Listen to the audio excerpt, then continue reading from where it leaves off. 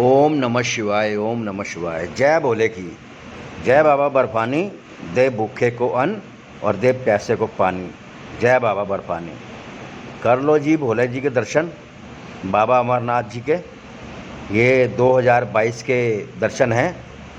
अभी आप जो देख रहे हैं ये बिल्कुल अभी इन्होंने लेटेस्ट आगे शीशे वगैरह लगा के और इसको बहुत अच्छा बना दिया है। पहले जाल लगा होता था, जो दिक्कत होती थी अपने भक्तों को दर्शन करने में। अब शीशा लगा दिया है और ऐसा शीशा है कि आपको ज़रा सी भी दिक्कत नहीं आएगी। बहुत ही अच्छे दर्शन होंगे। देखिए जैसे कि अभी इसमें हो रहे हैं दर्शन, और करो दर्शन भाई सभी भक्त। जय भोले की। ओम नमः शिवाय, ओम नमः शिवाय, ओम नमः शिवाय। देखिए कितने मतलब अच्छे और कितने ऊंचे दर्शन हो रहे हैं भगवान भोलेनाथ जी के। ये कम से कम 18 फुट हैं, है ना।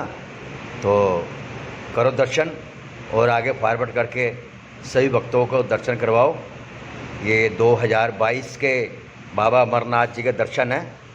जय भोले, जय भोले। जय बाबा बर्फानी, दे भूखे को अन्न और दे प्यासे को पानी।